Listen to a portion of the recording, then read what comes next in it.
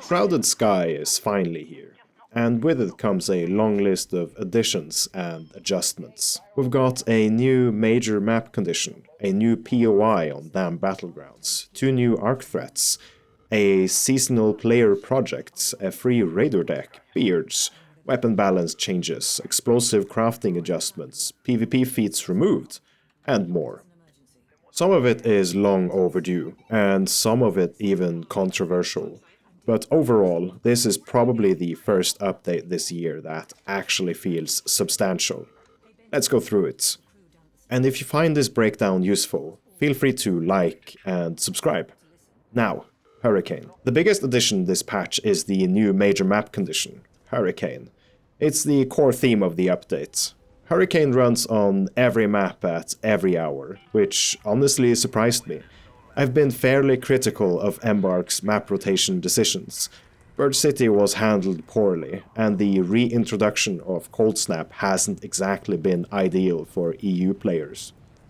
Seeing Hurricane available across all hours, at least for now, is a welcome change. Gameplay-wise, Hurricane works.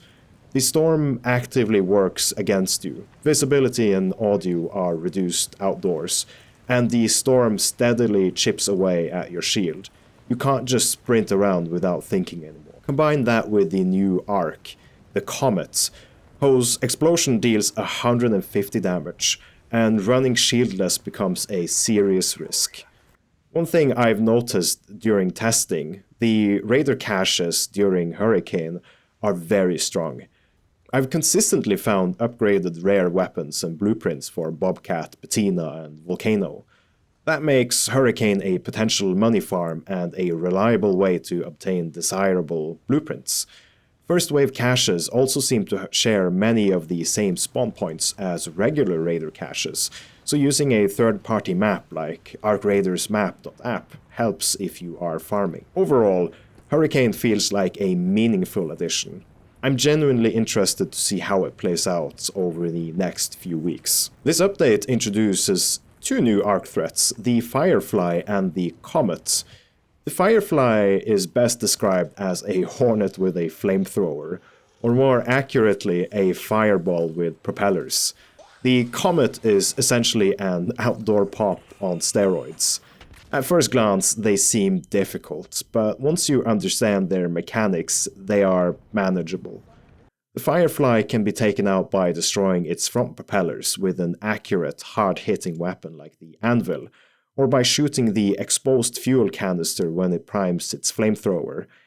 The weak spot is easy to recognize if you are familiar with Bastion leg joints or the Sentinel's core.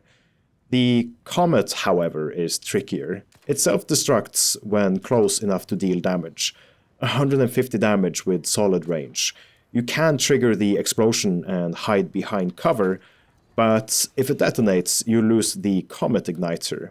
And after this patch, the Comet Igniter is required to craft the Deadline. So if you want deadlines, you need to kill the Comet properly. The safest method I found is engaging it from a position it can't reach, or its center by either removing its plating or lining up your shots perfectly in the middle. You can also just burn it down head on, risky but very effective. Anvil and Renegade both work well due to their accuracy. If aim or positioning is a concern, Elevation is your safest option. The map update this patch is the controlled access zone on Dam Battlegrounds. It's a red zone near Power Generation Complex. Inside you'll find containers, husks, mulane, and a key door, but most importantly, a 3-stage puzzle. First, you will have to locate a battery. Second, you press 4 buttons simultaneously, requiring cooperation with other raiders.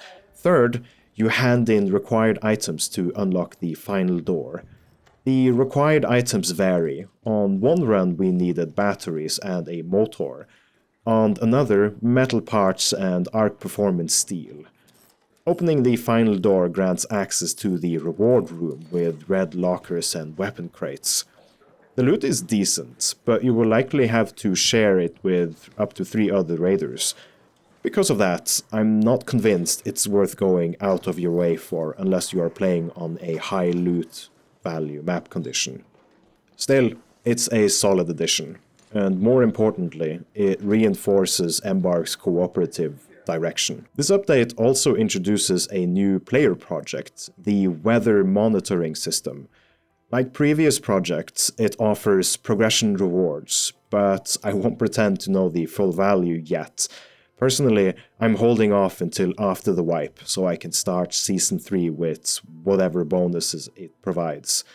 We also get a free raider deck, the Surgeon deck, which includes cosmetics and premium currency. It's a nice addition. Beards are finally in the game. Stubble is free, but the full beard is part of the new raider deck. There is also a bearded stubble variant for 500 raider tokens.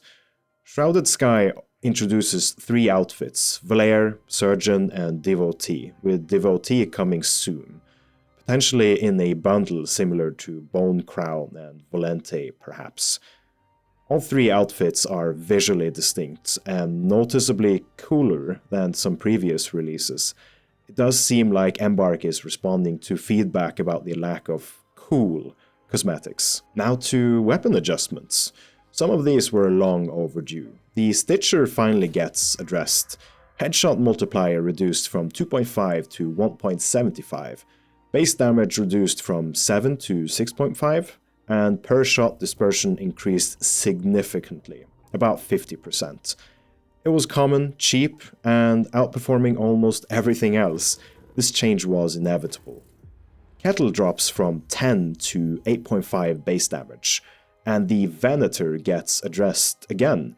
Headshot multiplier reduced from 2.5 to 2, base damage from 9 to 8. Embark says they will continue monitoring it.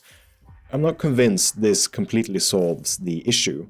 The problem with the Venator isn't just raw damage, it's versatility. It performs well at nearly all ranges, which makes it extremely strong when paired with something like the Toro shotgun. And notably, the Toro remains untouched. On the buff side, Jupiter and Aphelion receive handling improvements. Jupiter gets increased ADS zoom from 1.9 to 2.2x, and both faster equip and unequip times. Aphelion gets a full second shade of reload, reduced time between shots, 50% less vertical recoil, and improved ADS settle speeds. These are minor buffs, but most welcome ones. We'll have to wait and see how the meta adjusts over time before we can make a conclusion. Explosives saw major recipe changes, and this is where things get controversial. Deadline now requires a Comet igniter, and both its value and trader price have increased. Trailblazer requires a Firefly burner, and also saw price increases. Considering its recent performance nerf, I'm not convinced it's worth the investment anymore.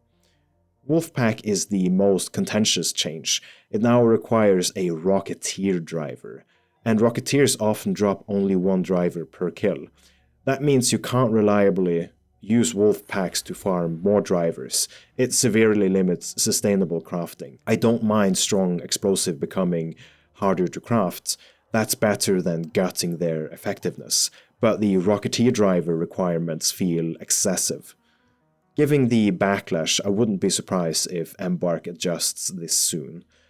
Vitaspray now requires a Tick Pod, and Showstopper now requires a Hornet driver, and only 1 electrical component instead of advanced electrical. Most of these changes are understandable, but Wolfpack is the outlier. Explosives have historically trivialized certain encounters, Trailblazer deleting Bastions and Leapers, for example, so I understand the reasoning. Balance is about sustainability, not restriction. I don't mind this change much, because I don't think spamming explosives is an engaging way to interact with Arc Raiders' core gameplay systems. More importantly, it doesn't seem healthy for the long-term balance of the game. What does concern me, however, is the impact this will have on solo raiders in trials. Explosive-heavy strategies have often been the most efficient way to secure high scores. and that efficiency gap becomes more pronounced when competing against coordinated groups. This adjustment goes live without additional balance changes. At the start of next trial season, solo raiders may find themselves at an even greater disadvantage on the leaderboards. Unless Embark introduces systems that better normalize scoring between solo raiders and squads, solo competitors risk becoming effectively non-competitive in a mode where they are directly ranked against teams. PvP feats have been removed. There hasn't been much noise about it, which is interesting. Arc Raiders clearly continues leaning PvE first. Aggression-based matchmaking, shared watch, a 4-player cooperative zone, now PvP feats removed. Even culturally, PvP encounters are often stigmatized, with players labeled rats or griefers. There are currently no real incentives to engage in PvP. If your expedition value is tied purely to stash accumulation, and you have limited playtime, why risk losing progress instead of playing in friendlier lobbies? The lack of backlash might be the clearest indication yet that Arc Raiders is primarily a PvP experience.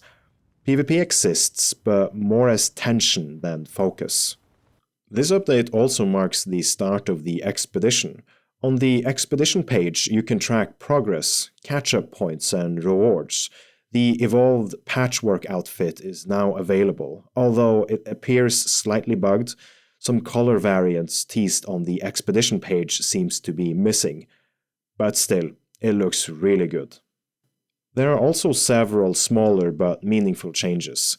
NVIDIA freestyle filters are now targeted, addressing players using them for unfair visibility advantages. Feats can now be rerolled 3 times per day for free. Pop triggers and spotter relays are now deployable. The spotter relay acts like a trap that lures nearby arc, while the pop trigger rolls forward before exploding.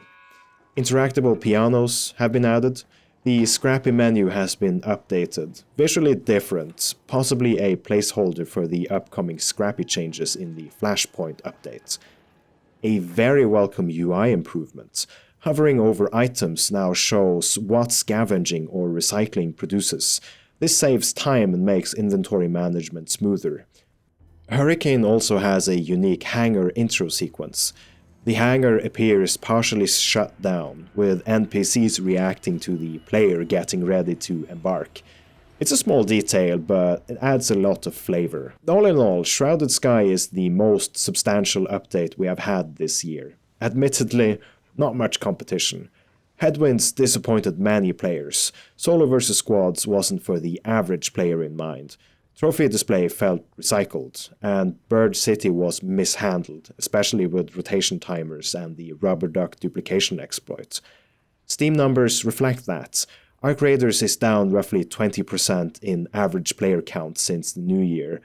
Still, it remains within the top 5 most played on Steam, which suggests the foundation is strong despite the recent struggles. But Shrouded Sky feels like a course correction. Whether it's enough, especially with Marathon and Crimson Desert on the horizon, remains to be seen. Personally, I'm still disappointed that trials continue to be neglected.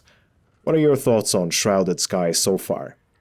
My name is Hart, and take care of each other when going topside. Happy raiding.